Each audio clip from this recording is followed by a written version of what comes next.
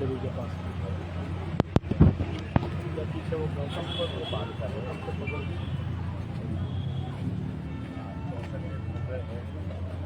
सरकार पर काफ़ी बड़ा प्रेशर आ रहा है, दुनिया भर के देशों का भी प्रेशर आ रहा है। वहाँ पर टूरिस्ट कंट्रीज है जो भी लगातार सरकार पर प्रेशर डाल रहे हैं। मैं ये मान के चलता हूँ कि हम लोग इस इशू को वैसे नहीं करते, इस पर मोटी मोटी राय हम लोग सब और उसी राय को लेकर मेरे ख्याल से हमको आगे जाना चाहिए, ऐसा मैं मानता हूँ। मैं 1990 में वर्ल्ड हेरिटेज कमेटी है उसका मैं सदस्य भी था, और उस वक्त से लेके मेरे ख्याल से वर्ल्ड हेरिटेज सेंटर जो है वो इसकी विकास की बात कर रहा है, डेवलपमेंट की बात कर रहा है, और कई कई जगहों की वो कर रहा है। हम लोग का एक कोई ना कोई तभी प्लान होना चाहिए, ऐसा मैं मानता हूँ, और उसी प्लान पर अगर सभी जन अपनी राय रखते हैं तो मेरे ख्याल से इस आंदोलन को आगे ले जाना आसान होगा। और एक और बात है कि जिसको मैं कहता हूँ कि जितने भी बुद्धिस्ट नेशंस हैं उनको हम लोग इसमें कैसे इन्वॉल्व करें।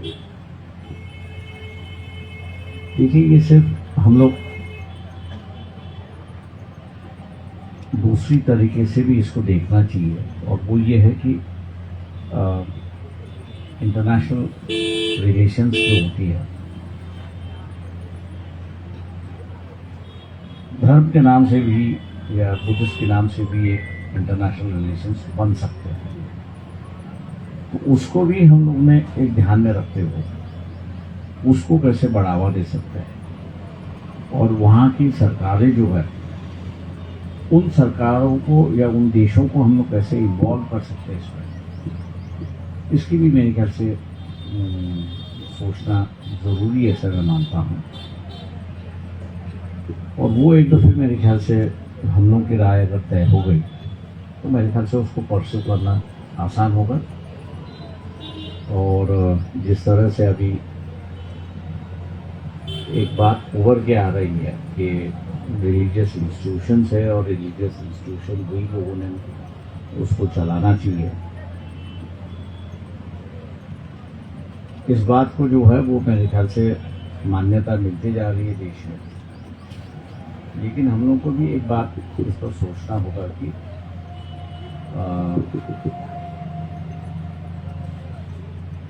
मैनेजमेंट एक बात होती है,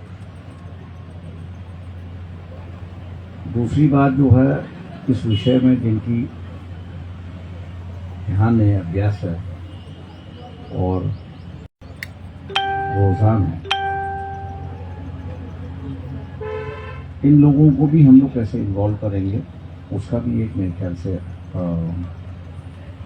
सोचना होगा, ऐसा मैं मानता हूँ। और इसलिए मैं कहता हूँ कि जितने भी संगठन यहाँ पर आंदोलन कर रहे हैं, मैं वही बंटी जी से जिक्र कर रहा था कि एक कॉमन मेमोरेंडम हम लोग का जाना चाहिए। ये ना हो कि ये संगठन का अलग गया, ये संगठन का अलग गया।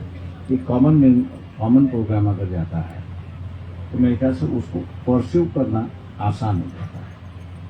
64 दिन से तमाम साथी, मीडिया के साथी भी और यहाँ पे तमाम जो धरने पर बैठे हैं, बीइंग एक्टिविस्ट और बीइंग पॉलिटिशियन, बहुत सारे लोग आए, बहुत सारे लोगों के विचार निकल कर आए। जैसे कि आपने भी अभी कहा कि एक समिति जो है उसको और थोड़ा सा मजबूत करने की जरूरत है। बट यहाँ सभी लोग यही जानना चाह रहे हैं कि बीइंग बिलड ऑफ डॉक्टर अम्बेडकर, आप इस पूरे मामले को कैसे देखते हैं?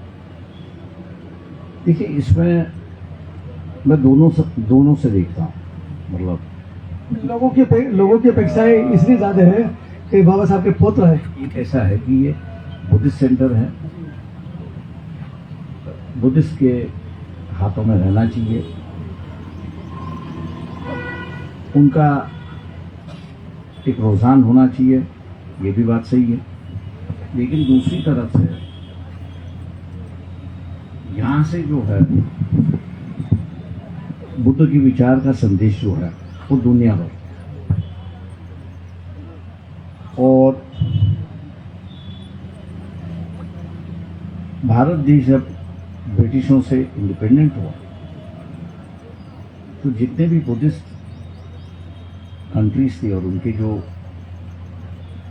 प्रमुख थे, चाहे वो प्रेसिडेंट हो या प्राइम मिनिस्टर हो, ये मेरे ख्याल से 50-51 की बात है कि जब वो कहते थे कि हमको इंडिया जाने के लिए वीज़ा की कोई ज़रूरत नहीं, तो लोगों ने उससे पूछा कि वो तो अभी इंडिपेंडेंट कंट्री है। बोले हाँ, इंडिपेंडेंट कंट्री है, ये बराबर है, लेकिन that's a land of freedom, इसलिए हमको वीज़ा की कोई ज़रूरत नहीं, हमको वीज़ा पहले ही मिल चुका है। तो एक उन्होंने जो है वो अपनी लगाव जो है इस भूमि से उन्होंने बता दी है। अब मैं मान के चलता हूँ कि थोड़ी सी परिस्थिति बदल चुकी है और उसी रिश्ते को और उसी भावना को लेके हम लोग एक मजबूती से रिश्ता कैसे बनाएं, और यहाँ बुद्धगया के भूमि से ही उसको हम लोग एक नया रास्ता अपनाएंगे तो शायद मेरे ख्याल से ये आंदोलन जो है इसकी ज़रूरत और लोगों को इस बात का एहसास होगा कि ये सिर्फ कुछ चंद लोगों के हाथ में निकल के दूसरे लोगों के हाथ में देने की बात नहीं है। तो इसमें विकास और देश दोनों का हित जुड़ा हुआ है। आपको नहीं लगता कि बाबा साहब कहते थे मैं ब्रह्मा विष्णु महेश को भगवान नहीं मानता हूँ, मगर दूसरी तरफ बुद्ध की प्रतिमा को तेलिए बाबा, 5 पांडव, इस तरह का पाखंड ये लोग फैला रहे हैं? देखिए, ये बात सही है कि बाबा साहब ने 22 प्रतिज्ञा दी और जिन्होंने धर्म दीक्षा दी है वो सभी 22 प्रतिज्ञा को मानते हैं। जिनको बुद्धिस्ट बनना है उनको क्या छोड़ना है उसकी 22 प्रतिज्ञा ऐसा मैं मानती हूँ, और बुद्ध की विचारधारा को स्वीकारना और बुद्ध की विचारधारा पर आपको चलना है।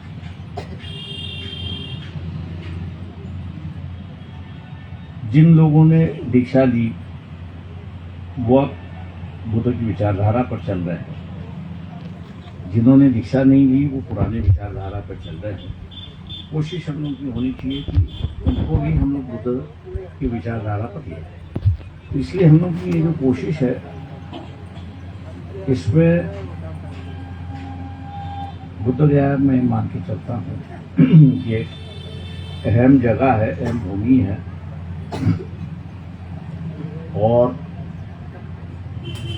उसका हम लोग कैसे अपनी मूवमेंट आगे बढ़ाने के लिए उसका उपयोग करेंगे या उसको किस तरह से हम लोग ढलना चाहिए, इस पर मेरे ख्याल से विचार गोष्ठी होना जरूरी है समय। उस मामले को तो आगे हम बढ़ा रहे हैं, लेकिन वहीं बोधगया प्रशासन स्वयं पार्टी बनकर ऐसे भंतों के खिलाफ, ऐसे यूट्यूबर्स के खिलाफ जो इन पाखंड की पोल खोल रहे हैं उनके खिलाफ स्वयं पार्टी बनकर एफआईआर दर्ज कर रही है। देखिए, आंदोलन जब चलता है तो सरकार की मिशनरी भी चलती है। कुछ मिशनरी आपको सहकार्य करती है, कुछ मिशनरी आपको विरोध भी करती है। तो it's a part of a game, ऐसा मैं मान के चलता हूँ। तो आपको गेम खेलना है। पानी नहीं है 20 दिन से, क्या गेम खेले साहब? सवाल ऐसा है कि पानी वो नहीं दे रहे, आप ले आ सकते हो। मैंने इसलिए कहा कि ये सवाल ऐसा है कि कुछ लोग आपको सपोर्ट करेंगे, कुछ लोग आपको विरोध करेंगे। इसमें रास्ता कैसे निकालना, ये मेरे ख्याल से हम लोगों की बुद्धि का सवाल है। बुद्धि हम लोग इस्तेमाल करेंगे तो रास्ता निकलेगा। यार बुद्धि इस्तेमाल कीजिए, रास्ता निकालिए। और किसी का प्रश्न है तो पूछ सकते हैं आप लोग, है तो बताओ। हाँ, किसी का। हाँ।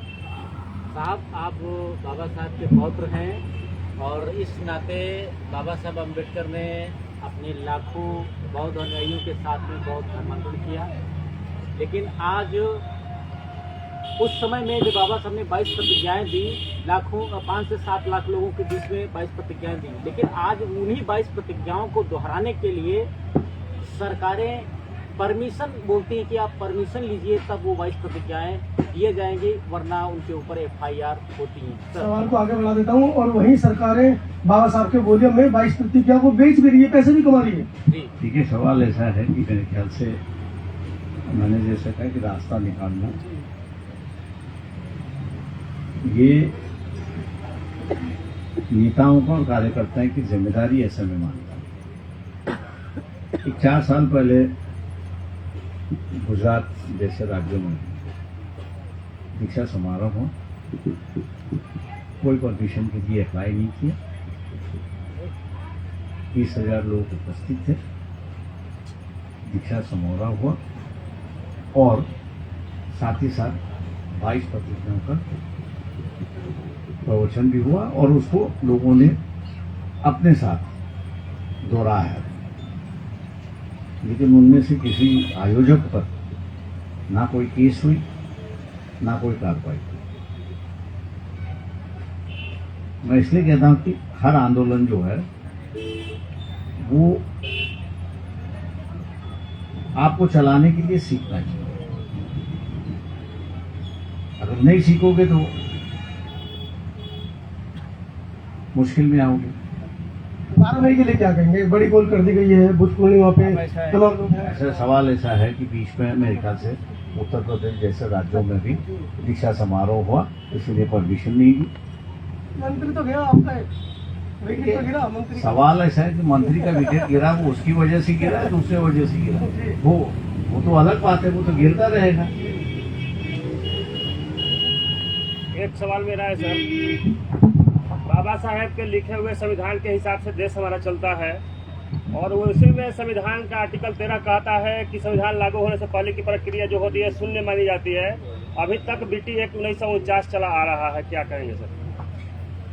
देखिए, BT एक्ट को खारिज नहीं किया गया है। आप जैसे आर्टिकल 13 की बात करते हो, वैसे आखिरी आर्टिकल जो कॉन्स्टिट्यूशन का वो ये कहता है कि जितने कानून है जब तक उसको खारिज नहीं किया तब तक इस देश में लागू होगा।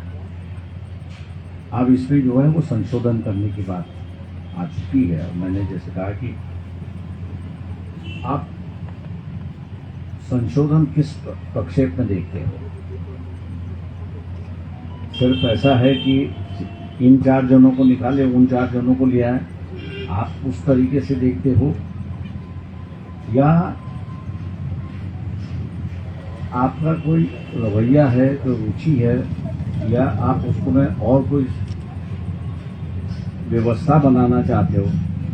ऑल इंडिया बुद्धिस्ट फोरम कह रही है कि इसको निरस्त किया जाए।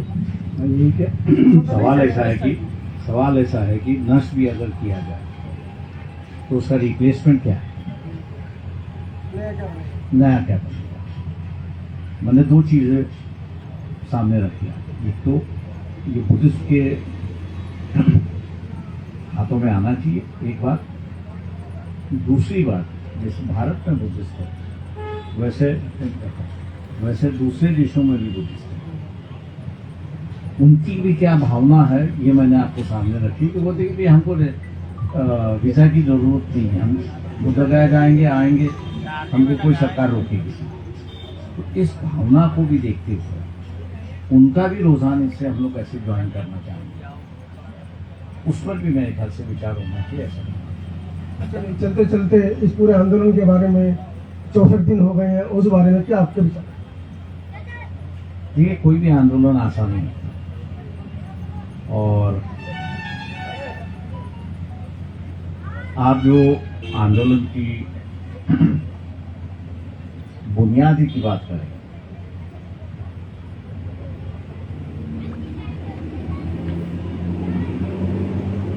तो काफी बड़ा बदलाव आपने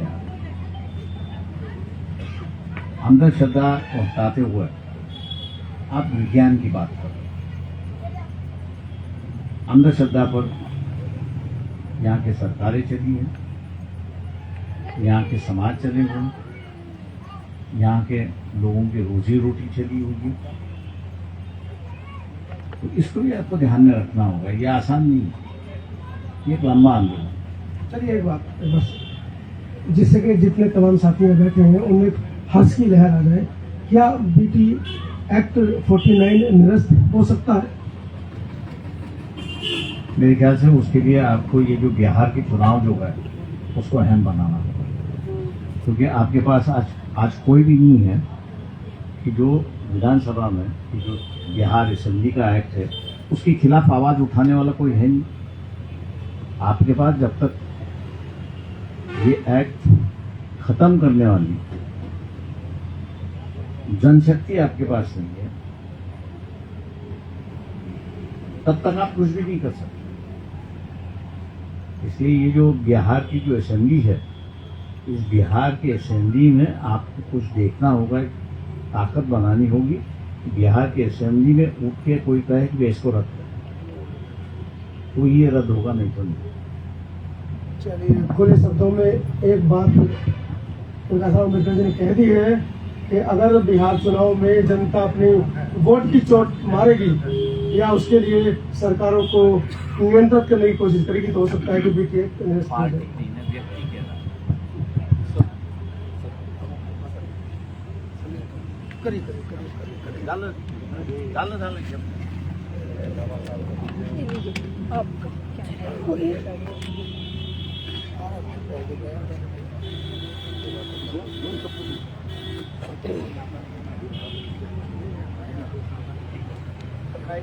हम लोग